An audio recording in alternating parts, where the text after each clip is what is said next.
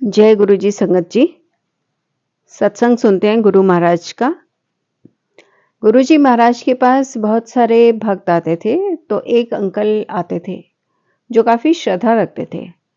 तो एक दिन गुरु जी के पास बैठे थे, तो उन्होंने फ्रैंकली बोला, गुरु जी आप सबके सपने में आते हैं, बहुत लोग ऐसा बताते हैं, पर आप मेरे सपने में नहीं आते। ऐसे प्यार से इनोसेंटली उन्होंने बोला। तो गुरु जी महाराज ने बोला, तू क्या चाहता है कि तुझे कोई कैंसर हो, कोई बड़ी तकलीफ आए जो मुझे सपने में आके उसका समाधान करना पड़े। तो देन गुरुजी ने ये भी कहा कि मैं लोगों के सपनों में हेलो हाय करने नहीं जाता। तो ये हमारे लिए एक सीख है। तो उन्होंने हाथ जोड़ दिए अंकल जी ने। ये हमारे लिए एक सीख है कि जब गुरुजी महाराज अगर हमें सपने में ब्लेस करने आते हैं तो बहुत अच्छी बात है, बहुत खुशी की बात है उनके दर्शन का सौभाग्य प्राप्त होना। लेकिन अगर वो नहीं आ रहे हैं तो ये भी हमारे लिए बहुत अच्छी बात है, ऐसा गुरुजी महाराज ने बताया। अब ये अंकल जो थे, इनकी जो मदन ला थी, वो गुरुजी पे बेहद श्रद्धा रखती थी, बहुत प्यार करती थी गुरुजी से। और गुरुजी भी उनको अपनी बहन मानते थे, बहुत प्यार से उन पे कृपा दृष्टि रखते थे। तो एक दिन वो बैठी सेवा कर रही थी चरणों की, तो गुरुजी महाराज ने बोला, मांग क्या मांगती है। जैसे कि कहते हैं कि गुरुओं की मौज है, जैसा मौज आ जाए वैसा गुरुजी कहते हैं।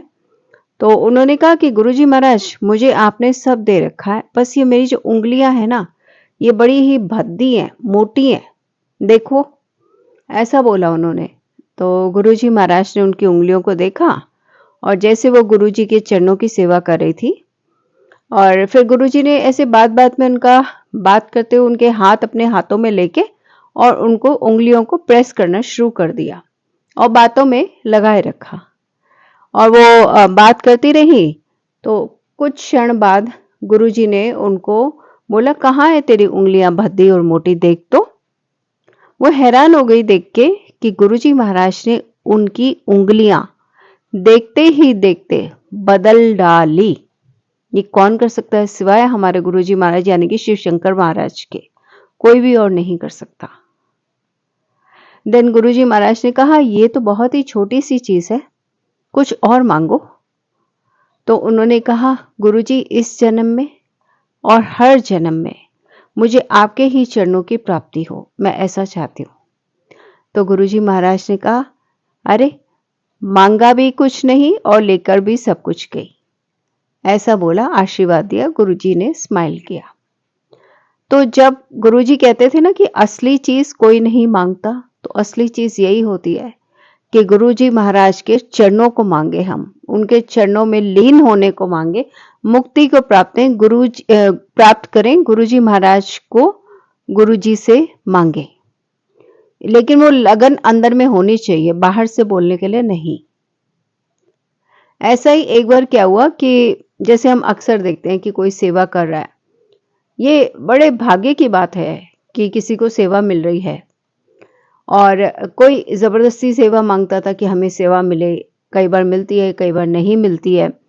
और किसी को सेवा का ऐसा भी होता है कि अहंकार भी आ जाता है। तो ये सेवा पर अभी एक बार यही है कि एक बार गुरुजी महाराज पूड़ियां बांट रहे थे संगत में, कहीं पे और अंकल भी थे, एक बड़ा समारोह था, तो वहां पे वो बांट रहे थे। तो उन अंकल ने देखा, डॉक्टर अंकल ने, कि गुरुजी महाराज की जो पूड़ियां हैं थाल में सिर्फ 4 रह गई हैं। वो भागते हुए आए और गुरुजी महाराज से बोले, महाराज जी ये पूड़ियां कम हो गई हैं, मैं लेकर आऊं थाल भरा हुआ। गुरुजी महाराज ने बोला नहीं। और गुरुजी ने उनको, वो जाने लगे तो गुरुजी ने कहा, नहीं जाओ मत, यहीं रुको। वो वहीं रुके रहे। उन अंकल के देखते ही देखते वो थाल में पूड़ियां खत्म होने से पहले पूड़ियां थाल में फिर से भर गई और गुरुजी महाराज मुस्कुराते हुए दिखे। मतलब इनके भगवान के घर में तो कोई कमी होती नहीं है ना। कहते हैं ना, साचे साहिबा क्या नहीं घर तेरे, तो इनके घर में सब कुछ है।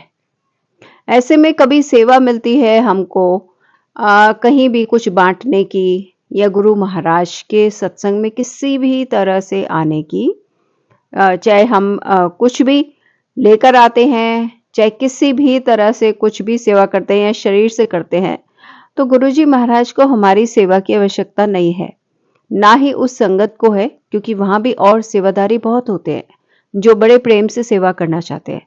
पर अगर हमको सेवा मिल रही है तो याद रखें, गुरुजी हमारे शरीर को ब्लेस कर रहे हैं, बीमारियों से बचा रहे हैं, मन को शांति दे रहे हैं, यानी कि माइंड को ब्लेस कर रहे हैं। और अगर किसी चीज के रूप में वो सेवा आती है तो हमारे पैसे को भी ब्लेस किया जा रहा है।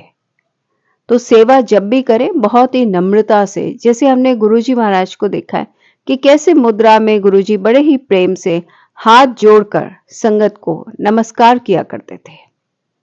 जब हमारे सदगुरु इतने निर्मल हैं, इतने कोमल हैं, इतने नम्र हैं, तो हम तो हैं ही क्या। बस ऐसी झलक दिखाई दे हमारे अंदर के लगे हाँ ये तो गुरुजी वाले ही हैं। तो गुरुजी महाराज को दंडवत प्रणाम करते हैं जिन्होंने हमें ये सब सिखाया, और सब मिलकर कहते हैं जय गुरुजी, शुक्राना गुरुजी महाराज का।